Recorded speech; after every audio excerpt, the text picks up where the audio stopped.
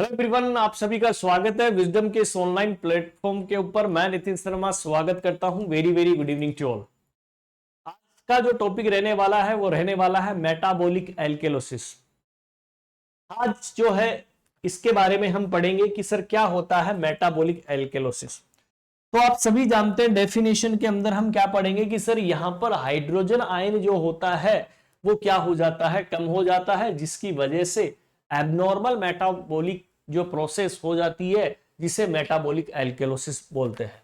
तो डेफिनेशन क्या होगी, डिक्रीज H प्लस आयन, कि सर हाइड्रोजन आयन डिक्रीज हो जाते हैं ड्यू टू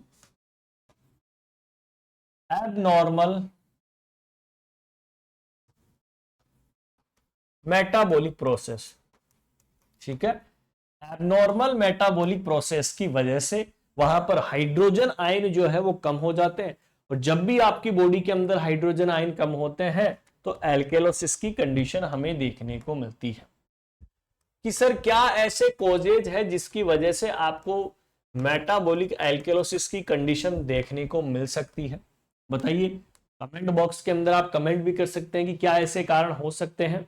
मान लो कि आपके पास ब्लड करना था, ट्रांसफ्यूजन करना था, और वो ब्लड आपने ज्यादा मात्रा के अंदर चढ़ा दिया, जिसे आप क्या बोल सकते हैं, मैसिव होल ब्लड ट्रांसफ्यूजन। क्या बोल सकते हैं, मैसिव का मतलब बहुत तगड़ी तरीके से, मैसिव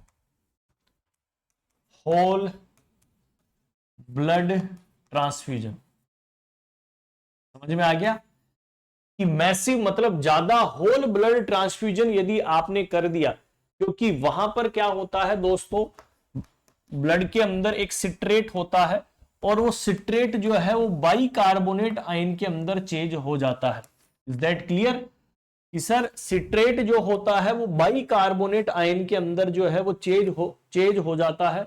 और वो सिट्रेट यदि चेंज हो गया बाइकार्बोनेट के आयन के अंदर, तो इसका मतलब आपकी बॉडी के अंदर अब बेस बचता है, एसिड तो नहीं बचेगा, बेस बचेगा।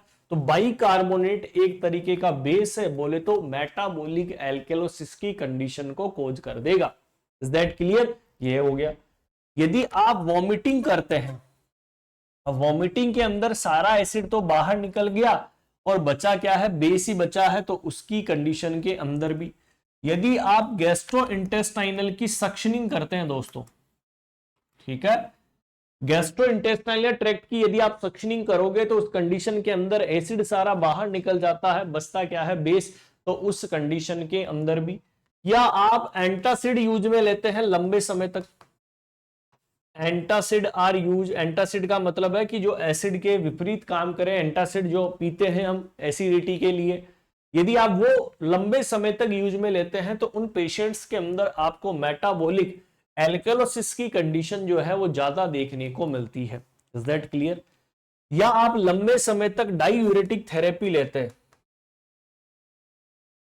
ठीक है, यदि आप डायूरेटिक का मतलब जो यूरिन आउटपुट को बढ़ा देती है, तो उस कंडीशन के अंदर भी आपको देखने को मिलती है। यदि आपकी बॉडी के अंदर एल्डोस्टेरोन हार्मोन का लेवल बढ़ जाए, और बढ़ना क्या बोलते हैं, हाइपर एल्डोस्टेरोनिज्म, ठीक है, क्या बोलते हैं, हाइपर का मतलब ज्यादा, एल्डोस्टेरोनिज्म का मतलब आपके ब्लड के अंदर एल्डोस्टेरोन का लेवल यदि ज्यादा हो जाता है, और एल्डोस्टेरोन सोडियम एंड वाटर को एब्जॉर्प्शन करवाता है।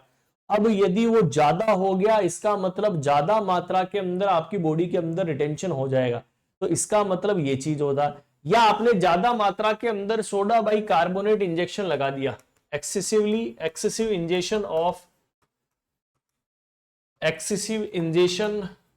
ऑफ सोडियम बाई कार्बोनेट, ठीक है, यदि आपने ज्यादा मात्रा के अंदर यदि सोडियम बाई कार्बोनेट दे दिया, तो उस कंडीशन के अंदर भी आपको मेटाबॉलिक एल्केलोसिस की कंडीशन जो है वो देखने को मिल सकती है। तो ये सभी कारण है जो आपको देखने को मिलते हैं। नेक्स्ट, इस बीमारी के अंदर क्या क्या साइन एंड सिम्टम आते हैं।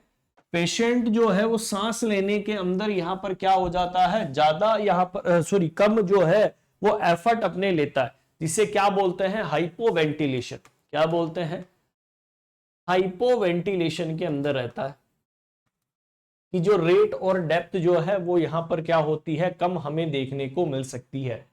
कि सर जो कैल्शियम और जो पोटेशियम का लेवल है वो भी कम हो जाता है, potassium decrease and calcium decrease. अरे जैसे हमने वहां पर रेस्पिरेटरी एल्कलोसिस के अंदर पढ़ा था, सेम कंडीशन यहां पर भी वो चीज अप्लाई होती है। जो अदर साइन एंड सिम्टम मैंने पढ़ाए थे ना, other sign and symptom in respiratory alkalosis, वो यहां पर भी आपको याद रखने हैं। ठीक है, जो एल्केलोसिस को प्रीवियस लेक्चर के अंदर पढ़ाया था ना रेस्पिरेटरी, तो जहां पर टिटेनी वगैरह वो सब जो मैंने दिया था वो यहां पर भी हमें देखने को मिलते हैं। कार्डिक डिसरिथमिया की कंडीशन भी हमें यहां पर देखने को मिलती है। सारे कोज आपको यहां पर देखने को मिल सकते हैं।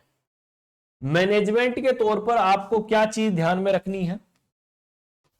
मैनेजमेंट में यही ध्यान रखना है कि अंडरलाइन कोजेज को ठीक करना है, टू ट्रीट अंडरलाइन कोज। ठीक है, जो जो कोजेज आपको दिए गए हैं उन सभी कोजेज को आपको क्या करना है? ठीक करना है। Is that clear?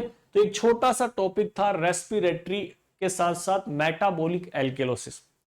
अब मैं आपको पूरे इन चारों जो है रेस्पिरेटरी, मेटाबॉलिक, एल्केलोसिस, इन सभी के बारे में एक समराइज मैं आपको दे देता हूं। ठीक है, कि सर क्या क्या समरी जो है वो रहने वाली है।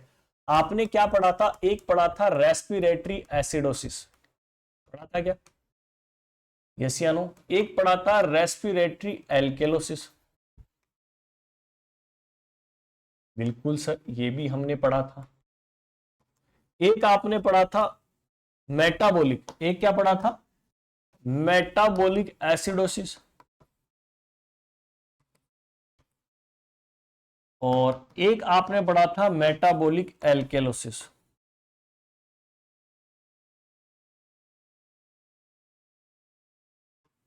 बात करते हैं हम यहां पर कि सर रेस्पिरेटरी एसिडोसिस के अंदर जो है वो सांस लेने की दर कम हो जाती है और वहां पर हाइपोवेंटिलेशन हमें देखने को मिलता है। याद है प्रीवियस लेक्चर के अंदर? पढ़ना नहीं पढ़ा है तो रेस्पिरेटरी एसिडोसिस के अंदर क्या हो जाता है? हाइपोवेंटिलेशन।